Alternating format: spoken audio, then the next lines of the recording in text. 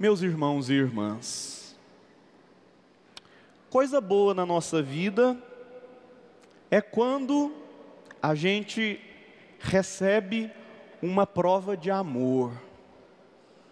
Às vezes faz tanto tempo que a gente não recebe uma prova de amor que a gente até esqueceu disso na nossa vida. Mas faz um bem danado quando a pessoa que amamos, ela dá concretude ao amor que sente, dando para nós um sinal daquele amor. Porque amor fica muito esvaziado quando ele é simplesmente palavra. É tão estranho a pessoa que fala, eu te amo, eu te amo, eu te amo, eu te amo, e fica naquele palavreado vazio, mas em nenhum momento ele dá um sinal, uma prova, um gesto concreto, verdadeiro, de que aquele amor não são somente palavras jogadas ao vento, mas é um compromisso, uma aliança. E aí, do nada, aquela pessoa surge com um sinal, uma prova de que aquele amor, ele significa uma transformação de vida.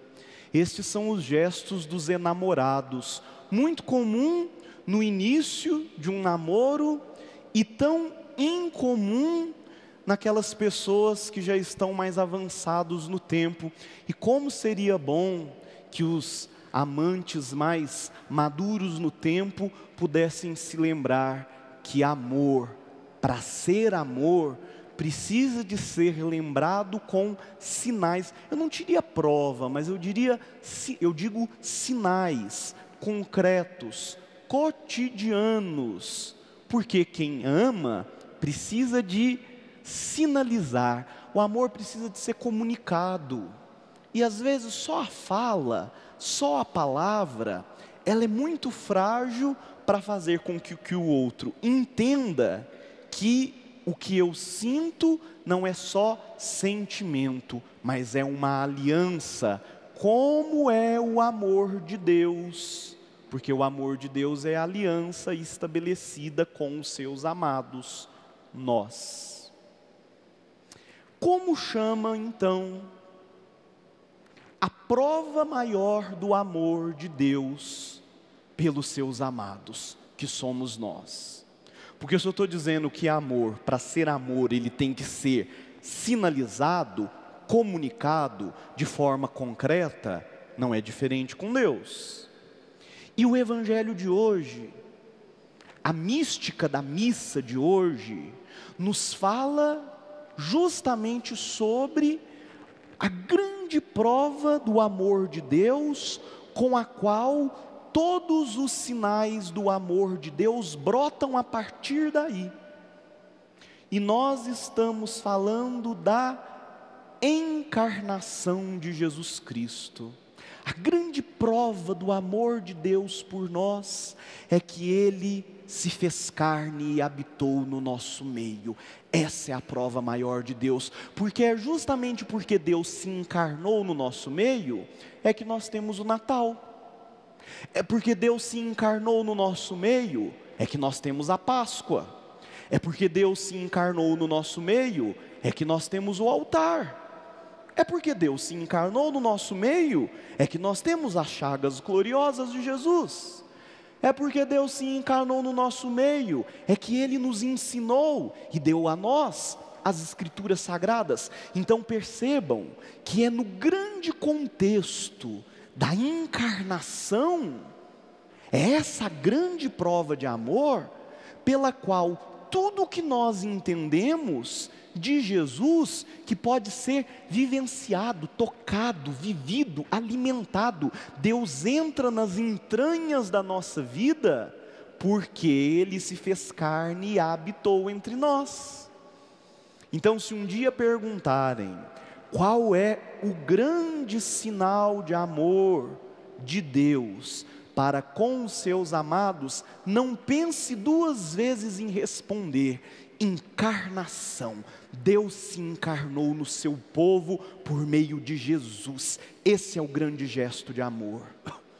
Esse foi a grande experiência amorosa, porque ele não precisava. E pensem, Deus saiu da sua glória, do seu esplendor, da sua grandeza e veio para o meio dos homens, habitou, armou a sua tenda nas nossas misérias, nas nossas pobrezas, se fez gente como a gente, para que nós, pequenos e pobres, pudéssemos ter a nossa humana natureza engrandecida nele. Deus seja bendito e louvado, como esse Deus nos ama e nos quer bem. E o que o Evangelho de hoje nos mostra é uma cena onde Jesus é apresentado no templo e o velho Simeão, na sua sabedoria, na sua sapiência, faz uma leitura da encarnação de Jesus. Então hoje Simeão, sábio como é, nos ajuda a ler a encarnação de Jesus, porque ora, se Deus se fez carne e humano, e nós somos humanos, então a humanidade de Jesus é modelo para a nossa humanidade. Eu não quero ser gente do meu jeito, eu quero ser gente do jeito de Jesus. Eu não quero ser gente conforme a mídia me fala, conforme a história me fala. Eu quero ser gente conforme Jesus foi gente. E o que Simeão faz?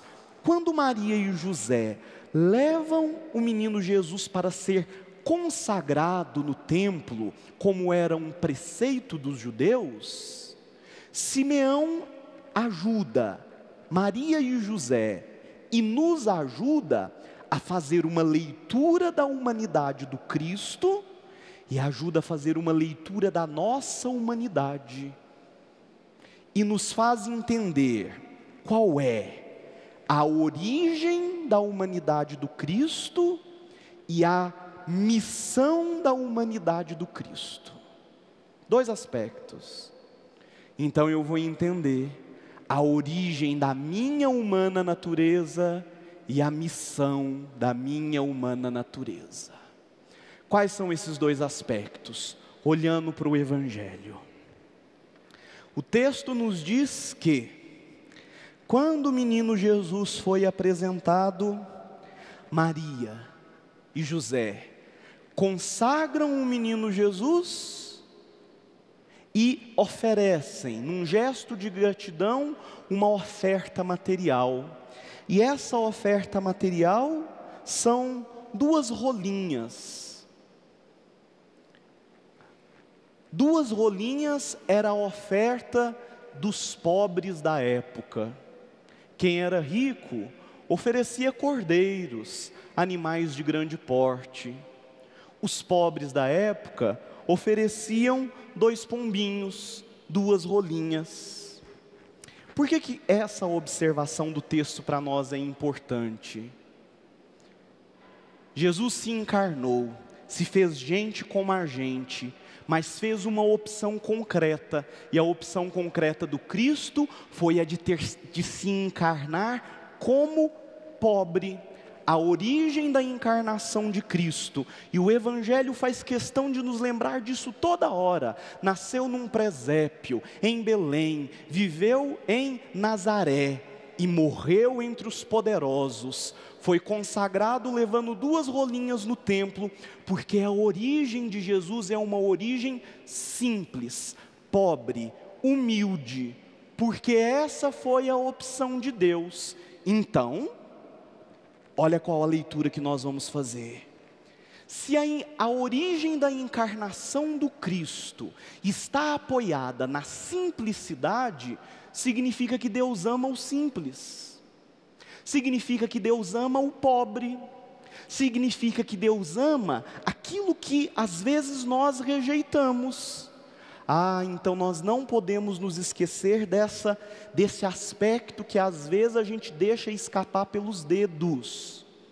Se nós queremos ser gente Como Jesus foi gente, a nossa origem não pode esquecer da pobreza evangélica, porque se ela esquece disso, ela se esquece de Jesus, e pensar o contrário é esquecer deste cenário. Lembrar da simplicidade, e aqui tem uma questão que a gente não pode esquecer, tem uma pobreza que a gente tem que lutar contra, é a miséria, é a degradação humana, é quando a dignidade humana não é reconhecida, a pobreza absoluta de quem não tem onde morar, quem não tem o que comer, essa pobreza nós rejeitamos. Agora tem uma pobreza que nós temos que amar, que é a pobreza evangélica, é aquela pobreza do simples, do viver com humildade, do amar as coisas conforme Jesus amou a simplicidade dos quem tem um coração aberto ao mundo, conforme Deus nos apresenta. Então, a missa de hoje precisa de nos ajudar a lembrar esse aspecto. Se a origem de Jesus foi uma origem encarnada, apoiada na simplicidade, cuidado quando o nosso coração está muito no alto, a nossa cabeça está muito no alto, porque Ele fez a opção pelas coisas simples e humildes.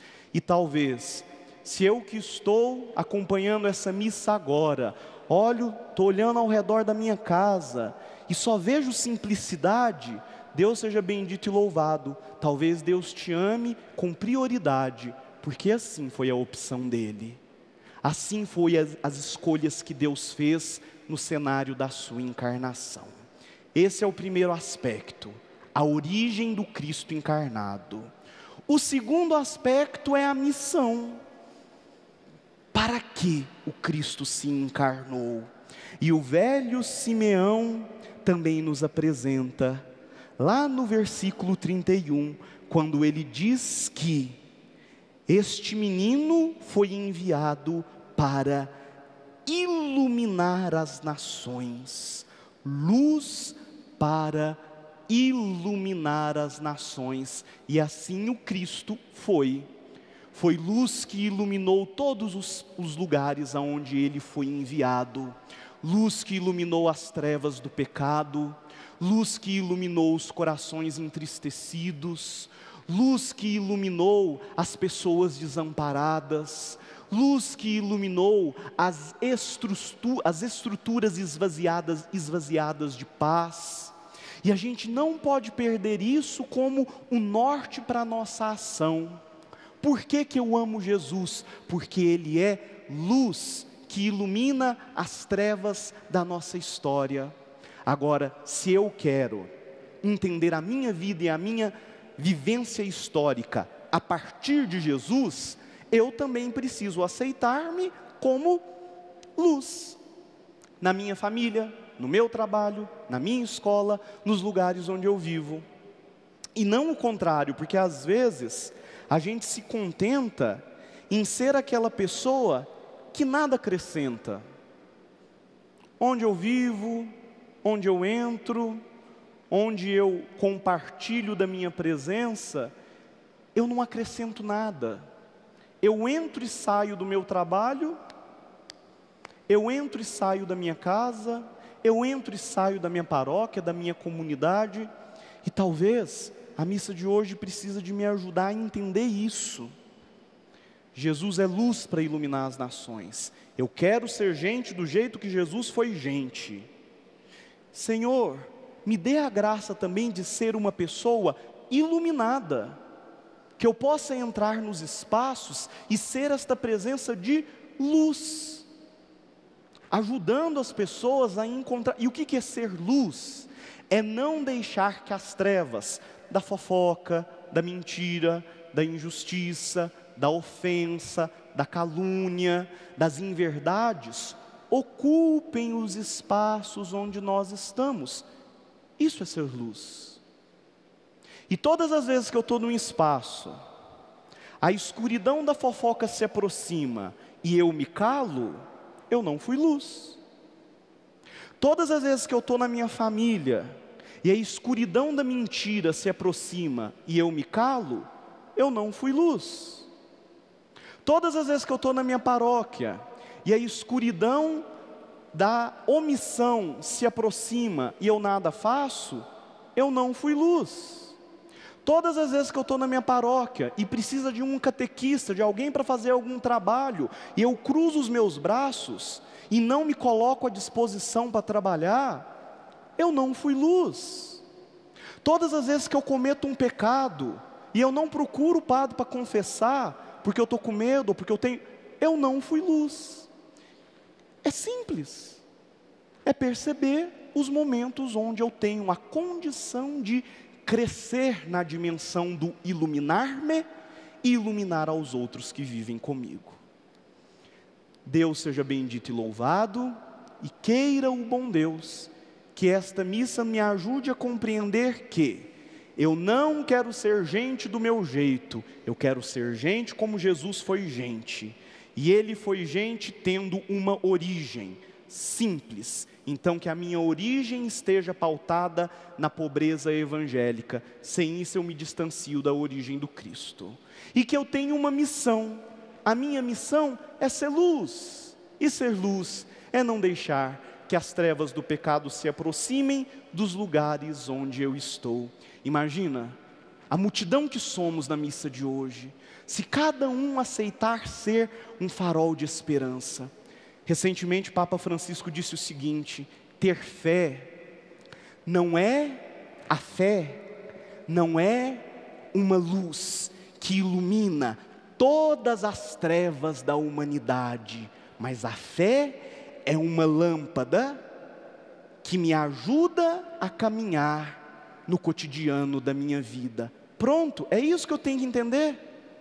Eu quero ser luz, não uma luz radiosa que ilumina tudo em todos os lugares, mas essa lâmpada que ajuda a caminhar no passo a passo e que ajuda quem está do meu lado no dia a dia da nossa vida. A multidão que somos, do Santuário de Guadalupe, os muitos que nos acompanham pela TV, rádio e internet. Se cada um ter a coragem de empunhar nas mãos a sua pequena vela, a sua pequena lamparina, a sua pequena lâmpada, não porque o padre está dizendo, mas porque o velho Simeão nos disse que Jesus é luz, e se Ele é luz eu também quero ser, o nosso mundo não estaria sujeito a tanta treva, a tanta escuridão, a tanta possibilidade de morte, porque nós somos a maioria, e o bem sempre tem a força de vencer as possibilidades do mal, porque é Natal, e Natal é luz sobre as trevas que não se impõem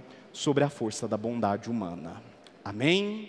Amém. Louvado seja o nosso Senhor Jesus Cristo. Para sempre seja louvado.